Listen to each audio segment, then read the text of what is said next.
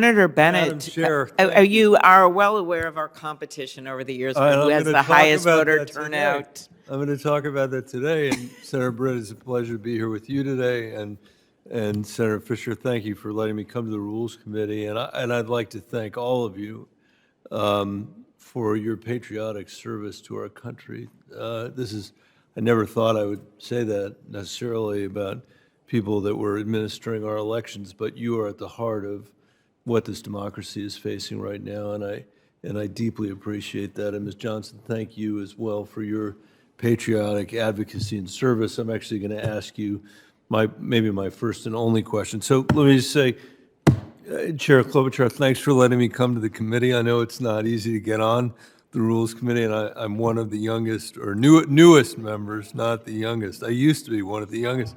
And I am grateful to represent Colorado and to work alongside everybody here to advance this committee's important work. And for the last few years, the chair and I have had a friendly competition. It's been a losing competition for me about whose state could produce the highest turnout of voters in the election. Since I said it in every single corner of Colorado this election while I was running for re-election, I will say in front of everybody that we lost again to Senator Klobuchar and to Minnesota. I implored people to get to the vote, to get to the polls so they could deprive the chair of her talking point.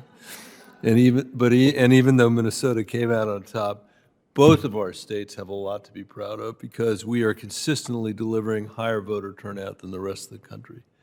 And the reason for that is that we made it very easy for everybody to vote without compromising security in any way. Nobody in Colorado would accept compromised security, and we don't. Colorado's approach allows residents to register online, not only with a driver's license, but with a social security number, something only one other state in the nation accepts.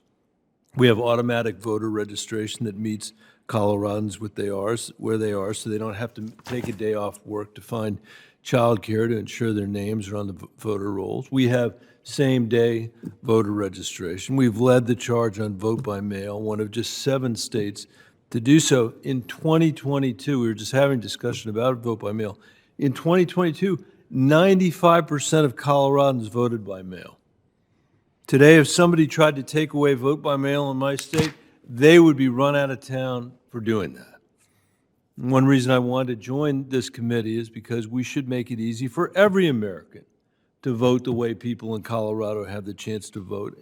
Instead of expanding vote by mail, we've seen states move to restrict it. There are at least 80 bills in 23 states introduced to limit vote by mail based on the false belief that it's somehow more susceptible to fraud. And as we know in Colorado, an American is more likely literally to be struck by lightning than to commit fraud with a mail-in ballot. And don't take it from me, take it from the Heritage Foundation, a very conservative think tank here in Washington who found that out of 250 million absentee votes cast over a 20-year period, the rate of mail voting fraud was 0.00006% of all votes cast. That is virtually zero. In fact, I don't know if you can get closer to zero than that. So, Ms. Johnson, vote by mail has been a huge benefit to rural communities in my state that may live far from voter service and polling centers. How do you think efforts to restrict vote by mail affect voter turnout, in particular for communities that might already have difficulty making it to the polls?